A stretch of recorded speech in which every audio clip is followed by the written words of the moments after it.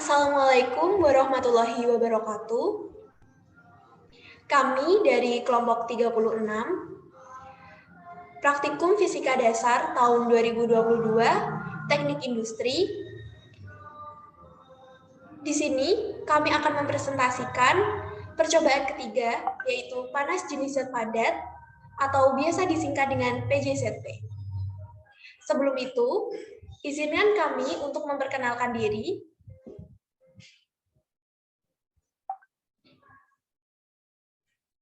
Yang pertama, itu saya sendiri, Irma Novianti Indrianto, dengan NIM D600210181. Saya Kansa Syabila Anjani dengan NIM D600210183. Saya Muhammad Abdul Razak dengan NIM D600210179.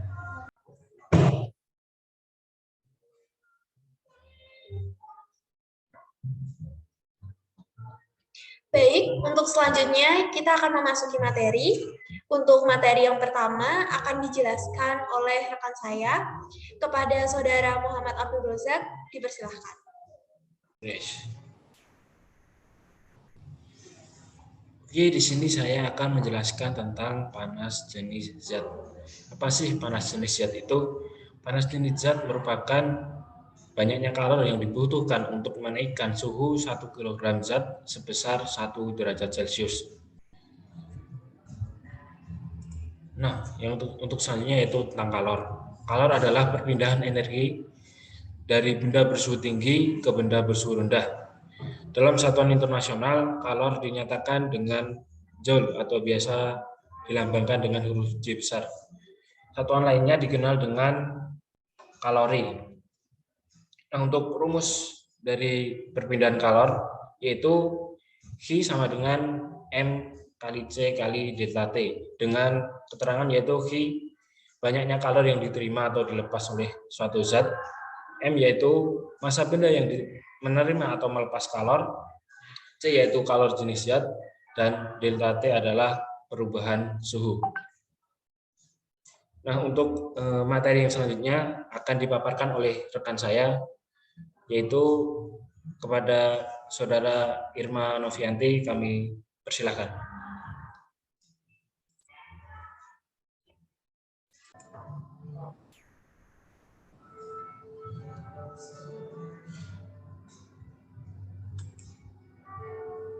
Untuk materi yang selanjutnya, yaitu mengenai benda padat.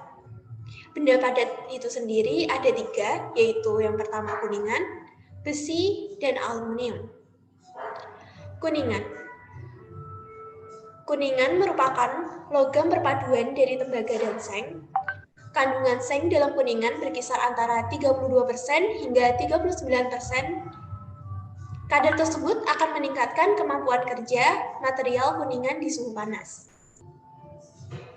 Yang kedua yaitu besi. Besi merupakan logam golongan 8B dengan lambang Fe dan nomor atom 56. Sifat fisika dari besi yaitu pada suhu kamar berwujud padat, mengkilap, berwarna keabu-abuan, serta merupakan konduktor panas yang baik. Dan yang ketiga yaitu aluminium. Aluminium merupakan logam bersifat ringan, berwarna putih keperakan, lentur, dan lunak. Sifat dari aluminium antara lain yaitu ringan, tahan korosi, penghantar panas dan listrik yang baik.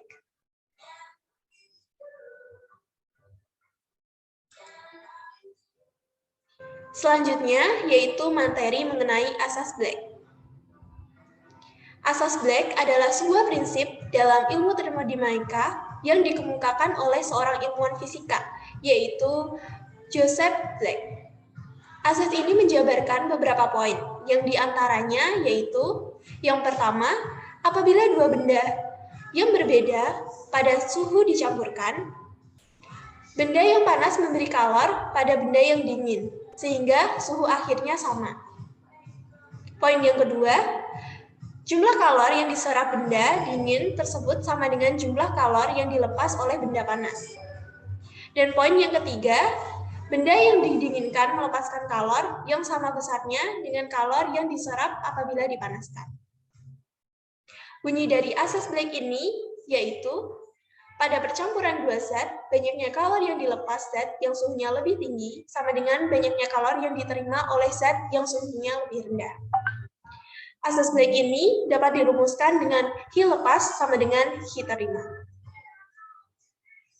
Untuk materi selanjutnya akan dijelaskan oleh rekan saya. Kepada Kaca Syabila Anjani, dipersilahkan. Materi selanjutnya yaitu perpindahan panas.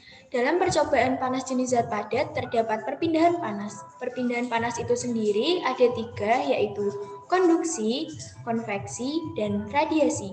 Untuk pengertiannya, konduksi merupakan perpindahan panas melalui perantara. Yang kedua, konveksi merupakan perpindahan panas yang diikuti oleh zat perantara. Dan yang ketiga, radiasi adalah perpindahan panas tanpa diikuti zat perantara.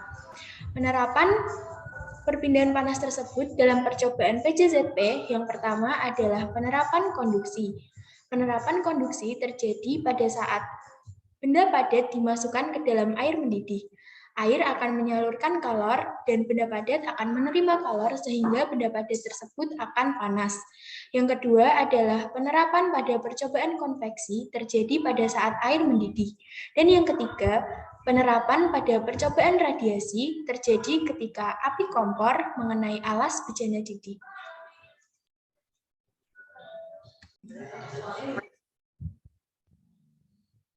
Berdasarkan praktikum yang kita lakukan, dapat diberikan beberapa hipotesis. Untuk yang pertama yaitu aluminium lebih cepat dalam melepas kalor daripada besi dan kuningan.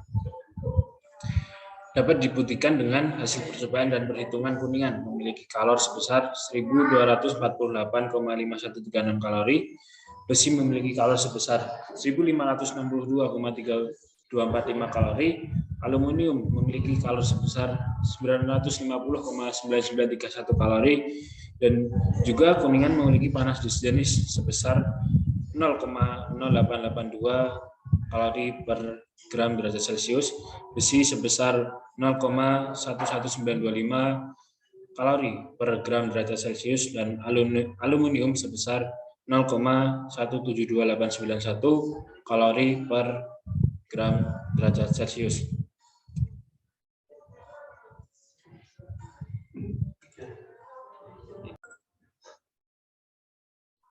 Hipotesis kedua menyatakan bahwa semakin besar nilai perubahan suhu benda, maka semakin besar juga kalor yang dihasilkan. Hipotesis ini dapat dibuktikan dari analisa hasil perhitungan di mana kuningan mengalami perubahan suhu dari 30 derajat Celcius menjadi 34 derajat Celcius, sehingga mengalami perubahan suhu sebesar 4 derajat Celcius, dan kalor sebesar 1248,1136 kal. Sedangkan besi dari suhu 30 derajat Celcius menjadi 35 derajat Celcius mengalami perubahan suhu sebesar 5 derajat Celcius dan kalor sebesar 1562,3245 kal. Dan aluminium dari suhu 30 derajat Celcius menjadi 33 derajat Celcius sehingga mengalami perubahan suhu sebesar 3 derajat Celcius dan memiliki kalor sebesar 950,9913 kal.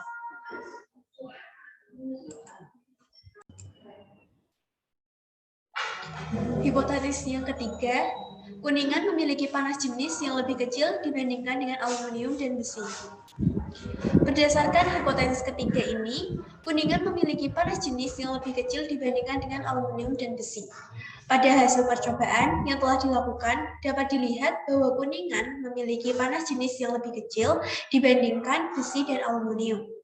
Kuningan memiliki panas jenis sebesar 0,08882 kal per gram derajat Celcius. Besi memiliki panas jenis sebesar 0,11925 kal per gram derajat Celcius, dan aluminium memiliki panas jenis sebesar 0,172891 kal per gram derajat Celcius. Maka ini dapat dibuktikan dengan hasil perhitungan tersebut.